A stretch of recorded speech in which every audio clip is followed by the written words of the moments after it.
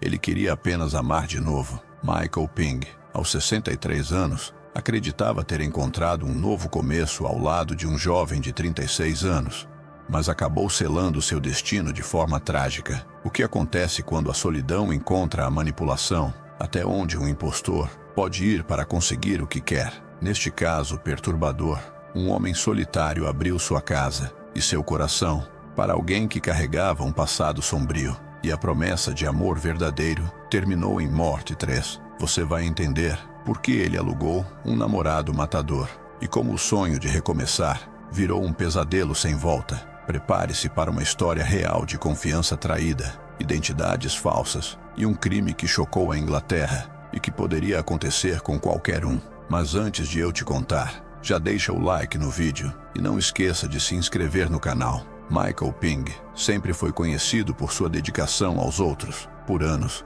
trabalhou como profissional da saúde, cuidando de pessoas em seus momentos mais vulneráveis. Mas, no silêncio da sua vida pessoal, enfrentava batalhas invisíveis, a solidão profunda após perder seu parceiro de longa data e a fragilidade emocional que o consumia dia após dia. Viver sozinho em uma casa espaçosa na Inglaterra parecia, para muitos, um cenário confortável. Para Michael, era apenas um lembrete constante do vazio que o cercava. Sem familiares por perto e com poucas conexões sociais, ele buscava algo que pudesse preencher aquela ausência, algo que lhe devolvesse uma razão para sorrir novamente. Foi nesse contexto que, em 2009, ele decidiu responder a um anúncio de serviços de acompanhantes. Do outro lado da linha estava Ricardo Pisano, um jovem sul-africano de 36 anos, carismático, atencioso e aparentemente disposto a oferecer companhia sem julgamentos. Para Michael, Ricardo parecia ser exatamente o que ele precisava, alguém que pudesse trazer de volta um pouco de alegria e vida àquela existência solitária.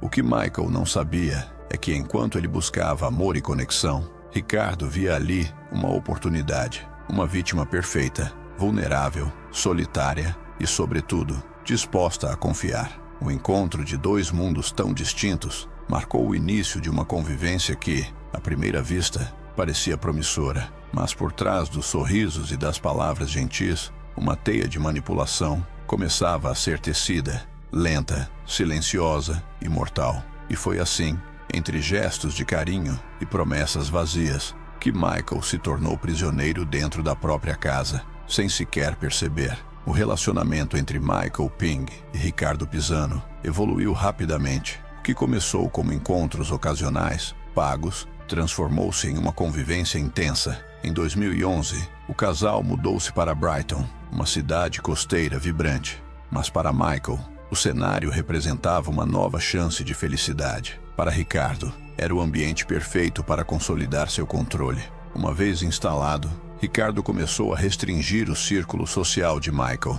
Amizades antigas foram cortadas sob pretextos de proteção e privacidade. As conversas com familiares se tornaram cada vez mais esporádicas. Aos poucos, a vida de Michael passou a girar exclusivamente em torno de Ricardo, que assumiu não apenas o espaço físico da casa, mas também o controle sobre decisões financeiras e pessoais. Em 2012, Ricardo convenceu Michael a investir suas economias em um suposto novo empreendimento. Com uma história cuidadosamente elaborada sobre abrir um negócio lucrativo, Ricardo persuadiu Michael a transferir grandes somas de dinheiro. O plano parecia sólido, pelo menos na superfície, mas, na realidade, era apenas mais um dos golpes que Ricardo já havia aplicado em outras vítimas ao longo de sua trajetória criminosa. Em maio daquele ano, Michael fez sua última comunicação com a família. Sua voz, antes animada, soava cansada e desconectada. Essa ligação levantou suspeitas entre os poucos parentes ainda próximos, mas, sem provas concretas, restou apenas a preocupação crescente. O que se seguiu foram semanas de silêncio absoluto. Apenas em julho, após inúmeras tentativas de contato frustradas, vizinhos e conhecidos começaram a alertar as autoridades sobre o desaparecimento de Michael. Quando a polícia finalmente entrou na casa em Brighton, o que encontraram foi um cenário perturbador. O corpo de Michael, em avançado estado de decomposição, escondido dentro da residência. O estado em que o corpo foi encontrado indicava que ele já estava morto há semanas. A cena sugeria não apenas negligência, mas uma clara tentativa de ocultar o crime. O choque foi ainda maior quando se descobriu que Ricardo havia continuado a usar os pertences de Michael, incluindo seu carro e cartões bancários, mesmo após a morte dele. Durante a investigação inicial, ficou claro que Ricardo havia planejado cada etapa com frieza, usando falsas histórias para justificar a ausência de Michael. Ele conseguiu atrasar as suspeitas e ganhar tempo para fugir. Sua experiência prévia em manipulação e uso de identidades falsas dificultou ainda mais as buscas, enquanto as autoridades tentavam montar o quebra-cabeça dos últimos meses de vida de Michael. Uma pergunta pairava no ar: onde estaria Ricardo Pisano agora? O caçador, que até pouco tempo parecia tão acessível e confiável, havia se transformado no principal alvo de uma caçada internacional. E o que viria a seguir surpreenderia até os investigadores mais experientes. A descoberta do corpo de Michael Ping deu início a uma investigação complexa e cheia de obstáculos. Desde o princípio, os detetives sabiam que enfrentariam um adversário habilidoso.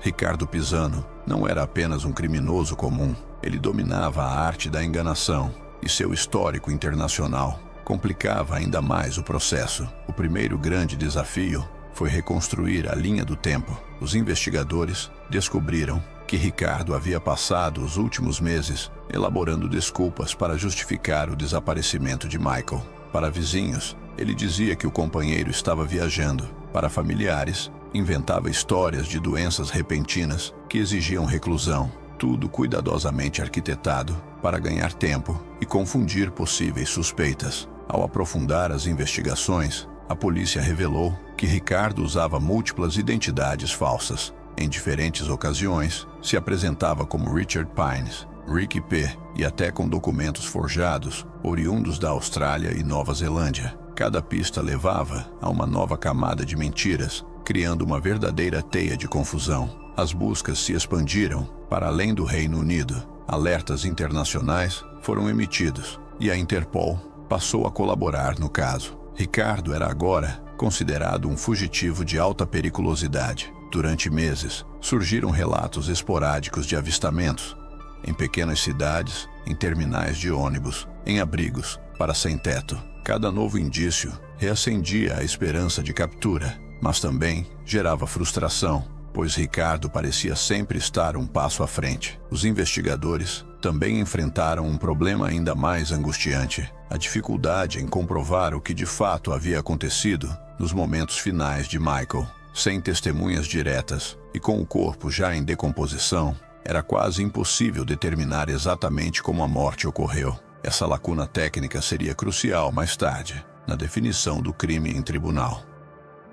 Em paralelo, a perícia apontou fortes indícios de que Ricardo havia explorado financeiramente Michael até o limite. Extratos bancários revelaram saques suspeitos, transferências para contas associadas a pseudônimos e gastos exorbitantes logo após a morte. Cada movimentação desenhava o perfil de um criminoso metódico que planejava não apenas roubar, mas também apagar suas pegadas. A imprensa, ao tomar conhecimento do caso, apelidou Ricardo de "o namorado fantasma", uma referência à forma como ele se esvaía das investigações como se nunca tivesse existido. As reportagens, porém, não eram suficientes para capturá-lo, e o medo de que ele escapasse para outro país era crescente.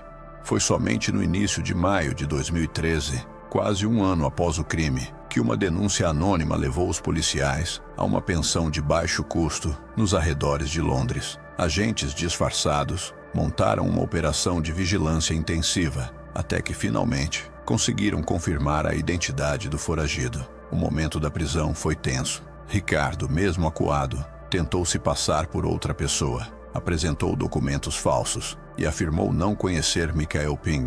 Mas os investigadores, munidos de provas contundentes, não se deixaram enganar. A captura de Ricardo trouxe alívio, mas também abriu uma nova série de perguntas. Se era evidente que ele havia manipulado e roubado Michael, como provar o dolo na morte? Seria possível encaixar seu crime como homicídio doloso, ou o sistema judicial o trataria como uma morte acidental? em meio a abusos financeiros. O que aconteceu no julgamento mostraria que nem sempre a justiça consegue alcançar toda a sua dimensão da tragédia. E caso estiver gostando do vídeo, curta e se inscreva no canal para não perder os melhores vídeos de crimes. A prisão de Ricardo Pisano foi apenas o começo de um novo embate, desta vez nos tribunais. A promotoria sabia que provar o abuso financeiro seria relativamente simples, mas demonstrar que Ricardo havia matado Michael Ping intencionalmente, e não por negligência ou circunstâncias atenuantes, seria uma batalha muito mais complexa. O que surgiu durante o processo judicial surpreendeu até os mais experientes investigadores. Em depoimentos e perícias, ficou evidente que Ricardo tinha um padrão de comportamento muito mais frio e calculista do que se imaginava. Ele não apenas explorou financeiramente Michael, também assumiu controle psicológico completo sobre sua vítima, encorajando o isolamento e criando um ambiente de total dependência. Além disso, surgiram provas de que Ricardo falsificava assinaturas, inventava contratos inexistentes e manipulava medicamentos controlados, aumentando a fragilidade de Michael. Nos meses que antecederam sua morte, era como se Ricardo tivesse, aos poucos, apagado a autonomia de Michael, tornando-o completamente vulnerável e incapaz de reagir. O tribunal também ouviu relatos de outras vítimas anteriores de Ricardo em diferentes países, revelando um padrão internacional de exploração e violência emocional. Esses testemunhos ajudaram a desenhar o perfil de um predador social, que via pessoas vulneráveis não como seres humanos, mas como recursos a serem explorados até o esgotamento. Porém, a ausência de uma causa-mortis precisa, devido ao estado avançado de decomposição do corpo, impediu uma acusação de homicídio doloso. Sem a certeza de que Ricardo havia matado Michael intencionalmente, a promotoria teve que se contentar com acusações de homicídio culposo, lesão corporal grave e impedir um sepultamento digno. Em sua sentença, o juiz destacou a crueldade calculada e a indiferença desumana com que Ricardo tratou Michael, condenando-o a 18 anos e 2 meses de prisão. Mas para a família de Michael, a sensação era de justiça incompleta. Nenhuma pena poderia trazer de volta o homem gentil que buscava apenas um pouco de amor e companhia nos seus últimos anos. Ainda assim, o caso deixou marcas profundas, não apenas na memória dos que o acompanharam, mas também em políticas públicas de proteção a idosos e pessoas vulneráveis no Reino Unido. E, mesmo após sua condenação, uma pergunta ainda ecoava entre todos que conheceram essa história: quantas outras vítimas poderiam ter cruzado o caminho de Ricardo Pisano e nunca foram descobertas? O caso de Michael Ping é um lembrete sombrio de como a vulnerabilidade emocional pode ser explorada de forma brutal. Em um momento de fragilidade, ele abriu as portas para alguém que parecia oferecer conforto, mas que, na verdade, tramava sua ruína. Ricardo Pisano não foi apenas um golpista, ele foi um predador que usou amor, confiança e esperança como armas para subjugar sua vítima. Sua habilidade em manipular não apenas Michael, mas também o sistema ao seu redor, demonstra a necessidade urgente de medidas de proteção mais eficazes para aqueles em situação de isolamento emocional. Michael buscava apenas um novo capítulo para sua vida. Em vez disso, encontrou uma armadilha mortal. E casos como este nos obrigam a refletir. Quantas histórias semelhantes podem estar se desenrolando silenciosamente ao nosso redor, invisíveis aos olhos de quem poderia ajudar? Se você conhece alguém em situação de vulnerabilidade emocional ou financeira, fique atento aos sinais. E se quiser acompanhar mais histórias reais que precisam ser contadas, inscreva-se no canal, ative as notificações e compartilhe este vídeo. Sua atenção pode fazer a diferença.